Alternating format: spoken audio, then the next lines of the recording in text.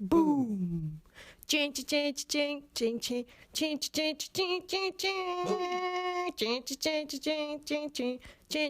Yeah.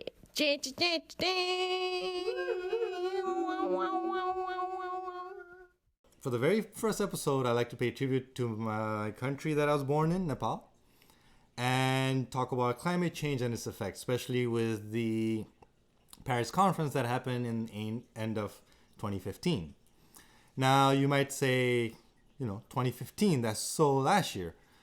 Well, I like to pay another tribute to my home country and, kind of do this in what some people call it LATE, or things happening quite after when it's supposed to happen.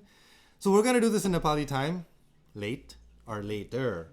But the issue of climate change is something that has to be addressed by every single nation and every single person in the world.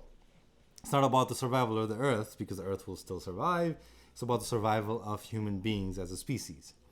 Now, let's see what we can go into. Now, the issue of climate change in Nepal. Where does Nepal stand? Right? So we're looking at Nepal, and I'm going to take the statement from the government of Nepal. According to the Secretary Minister of Science, Technology and Environment, Dr. Krishna Chandra Paudel, Nepal will advocate for compensation for loss and damages, agreement on a maximum temperature rise to 1.5 degree, and addressing issues of small mountain countries. In addition, Nepal will seek support for adaptation, technology, and financial support so that it's climate change resilient. Countries like Nepal suffered from climate change due to carbon emission by other countries. We're arguing for the investment as compensation for climate change, contributor, promoter, countries to solve and reduce problems related to climate change. Let's get first things straight. Climate change is a global issue. So who is going to suffer? The whole world. It's not one country or the other. It's not caused by one country or another. So there is no idea of we are the victims because of somebody else. Right? There is no idea that, somebody came and did this to us.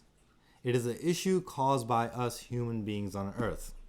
Who is going to suffer is us as it'll be us as human beings.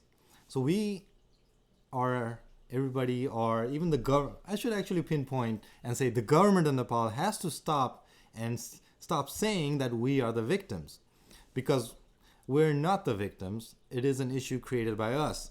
All the issues of pollution in the country is created by us. All the issue of deforestation is created by us, right? Another country didn't come into our country and chop down all our trees. We did it, right? Another country did not come into Nepal and ran their cars for 24 hours and left it full of smoke. It was us who ran our cars, drove it around, and polluted the air. Now there's the issue of water, energy. Well, let's stick with water and energy for now, right? So the idea of what is going to happen in Nepal we'll cover in the next few episodes, and hopefully I'll get ideas from other young Nepalis in the area on what they say, what they think about what's happening. Because as time progresses, Nepal will face harsher issues. We're already suffering from lack of electricity and lack of water in many areas. And this is mainly due to our own ability to sustain our environment and our cities. Now, what is going to happen as climate change slowly changes our environment? I'm talking about the local environment of the country itself. And Kathmandu itself is not the whole country. Kathmandu itself will have its own issues, as well as other areas in Nepal will have their own issues. People living in the mountains will have their issues, as well as people living in the Tarai region will have their issues, and the people living in the hills will have their own issues. And how do each people tackle the issues that they face, and what issues they'll face in different regions? So the two major issues that we will talk about in this podcast will be the issue of water, and the second issue we'll talk about will be the issue of energy. First, water, right? We all have to drink it. We all cook with it. We all wash with it. and at the same time we piss it down the toilet. So let's look at water as a global resource. Globally, we have less than 2% that we can actually use to drink. 2% that we can actually use to sustain our life. And out of that 2%, or rather we have less than 2%, and out of that less than 2%, I'm sure we polluted quite a bit of it. So Nepal already, facing water shortages. What is going to happen when water shortages becomes more severe? So stay tuned for episode 2, Water and Fate of Nepal.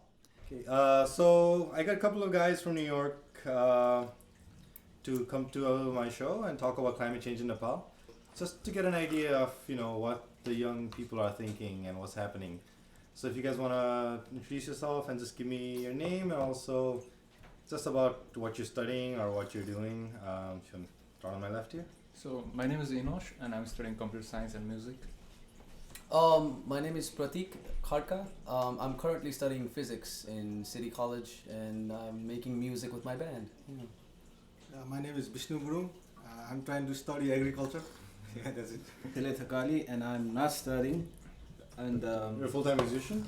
not full time. I do part-time music and I work all the time. It's my life. So as you can see, we have a slight diverse group, which is I feel like the best way to get a different perspective on what's actually happening climate change-wise. Because a lot of times you hear scientists and people from the science background talk about climate change a lot. At the same time, you don't get people from other backgrounds to give their perspective on what they think or what ideas they might have of what's happening. So just to, I guess, get things started, climate change is a global issue and it's happening whether we believe it or not. There's enough data. I'm not going to go into that. But what I am concerned about right now is going to be what will Nepal face in the future with climate change playing such a drastic role around the world. Considering that Nepal just went through shattering earthquake, I think there will be huge scarcity of water. I don't know. I think you mentioned a while ago there was drought. 4 villages were evacuated because of the drought. Right. So that's already one thing that's already there, the drought. So like you mentioned, water is going to be a major issue in Nepal. And what do you guys think? I mean, you guys have background more from a higher level.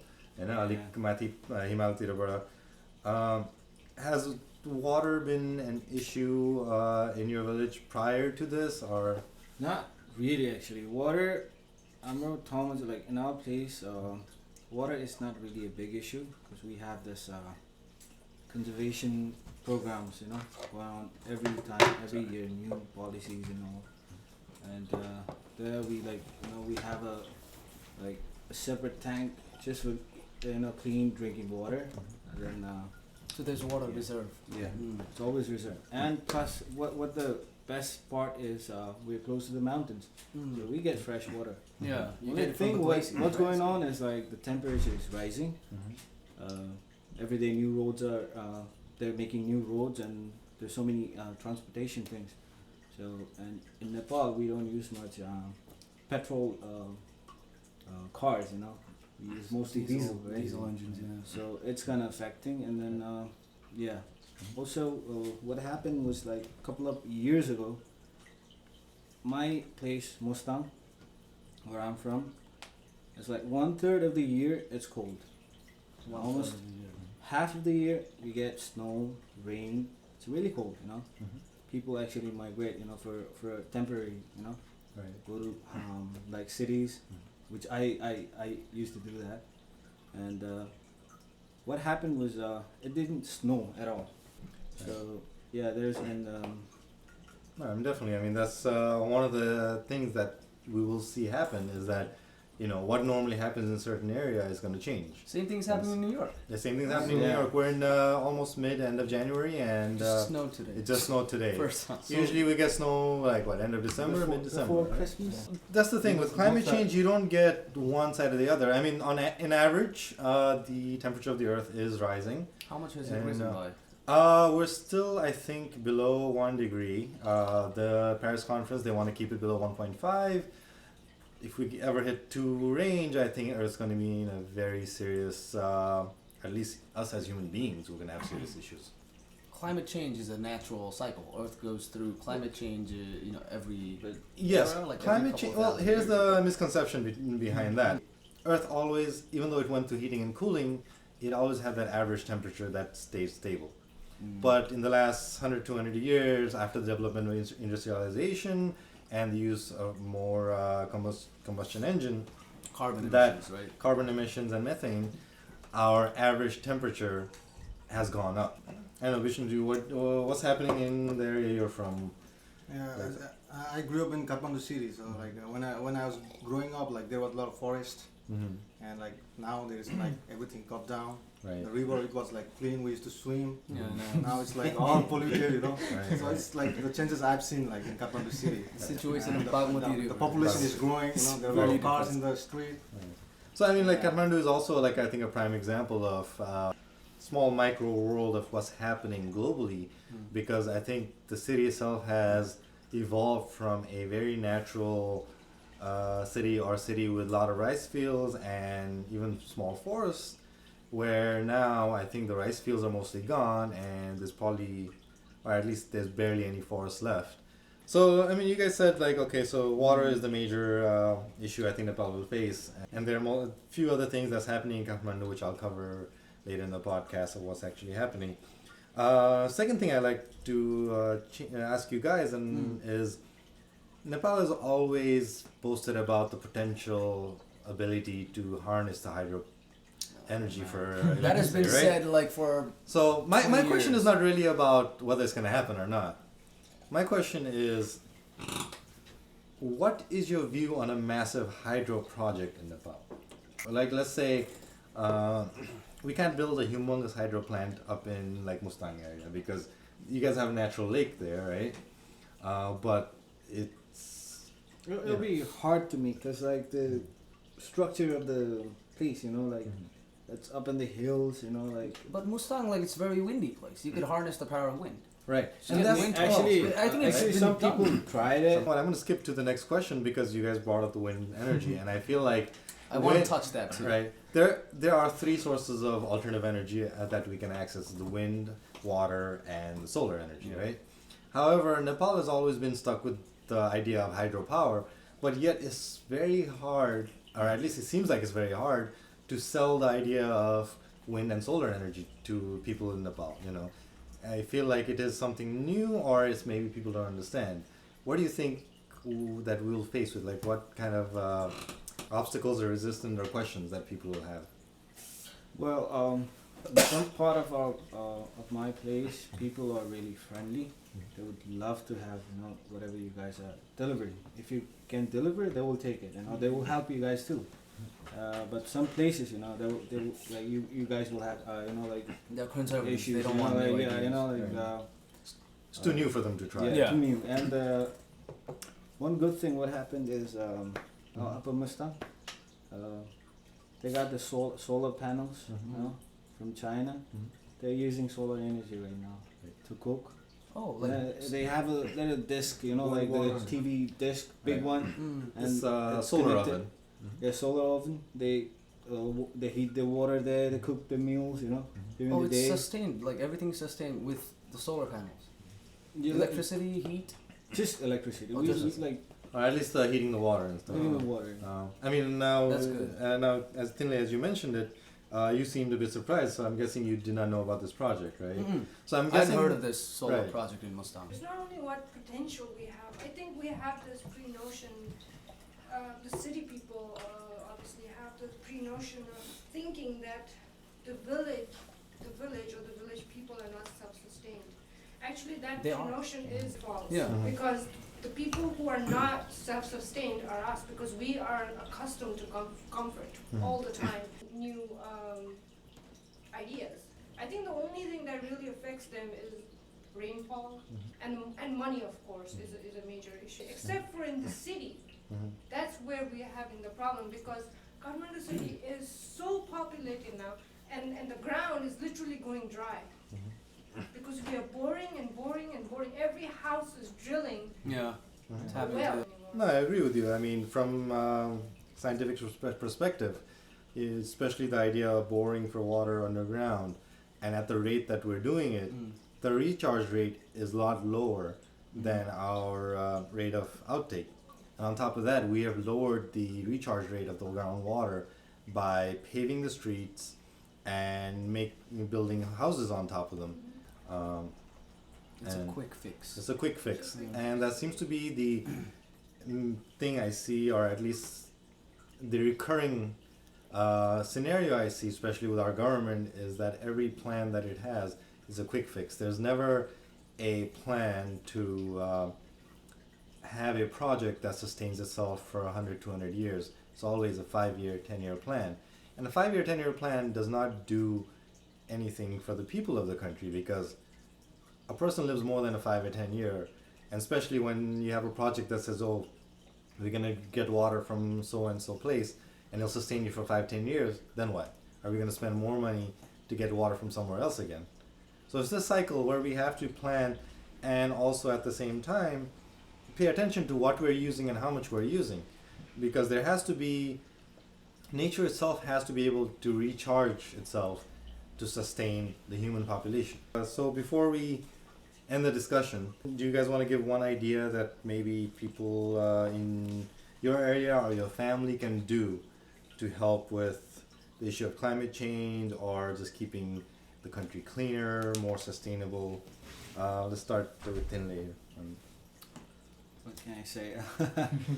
Don't burn the garbages, which can be reused, Recycle. Recycle, reuse. Yeah, and yeah, I think that. Vishnu, any last thoughts? Yeah, the people like of our country need to focus on the pollution, population. Yeah, that's the main focus. Maybe a greener transport. Yeah, Green transportation. protect the definitely. forests, the wild animals. Any last Um, thoughts? I think we should like really push for using renewable resources. I know in some villages of Nepal they have this thing called biogas. They have like small well and they put dung and Yeah. manure in it, and once you do that, you can use the gas from that to use to cook, and then on top of that you can use solar panels to store energy, or like electricity in batteries and inverters. People actually in Upper Mustang, people actually use dung of horse to cook food because Oh, definitely.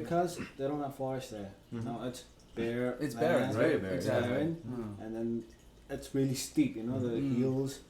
They if they want to go to a forest, they will have to walk like 4 or 5 hours. People should focus on using what they need rather than what they want, because I think more energy is wasted when they use excess amount of things. Yeah. That is like big problem then. We should push to stop using plastic products, Yeah. like plastic bags, because Right. if you burn it, it's bad for the atmosphere. It's not going to Yeah. decay in a Yeah. long time. I think what he says is a very interesting point. What Inosh says, that I think we are all very accustomed to comfort, Yeah. and we always preach about climate change and saying, but the next thing you know, you just go down there and get a coffee from Starbucks, Right. and then it's drastic, and then it's. I think it just at the bottom level point of all things, I think it just comes down to your decision. Instead of using what you want, use what you need. Because a lot of Yeah. energy is wasted when people overuse it, Yeah. rather than so. I think that's Yeah, I mean, definitely. Just even producing items that we want. So I mean to say, in Right. some places the tap is open 24 hours, and in some places there is no Light, water. light. Yeah. They Even turn on the lights. light. Yeah. Sense itself, yeah, That's one. definitely. I mean, especially, I think is something we who live in New York has to think about daily, even more so, is because here we have everything available to us, and how much do we waste that? How much of light do we just leave on? It's just How how much much you. Yeah, we are the number one consumer in the Right. whole world. Like everybody's Yeah. making things for us. Right. Can I give an idea? Mhm. I mean, I think people should change. I think that's the biggest idea. I think Well- if they change, then the country will change. Because Definitely. if people are not going to change, they're not going to have that. Right. No, it needs to be Really, coming from Right. an individual So it's- level, yeah, not It's the mind, Not right. Yeah. from just. I think Right. You don't change the plastic bag, you change the mind of a person carrying it. Yeah. And that's, I think, has to be our main goal, is changing our minds before Look at the anything. whole I mean, foods. The mother of all invention is necessity, right? Mhm. And that's how plastic came about. So with that in mind, it's great having you guys on the show. If anybody watches this later and have opinions or would just like to say something, please let us know, post it. And especially as you notice, other than my wife giving her opinion, she's the only lady in the group. So I like to see more women, voice their opinion on climate change. And I find from being in a classroom that, at least at a younger age, I think women have very good mind, or young girls have very good mind to invent, to create things, especially when you're trying to do something and the product is not available. So I really would like to see more women's participation. So I hope that I can get other people to come and give their opinion on the show, especially women.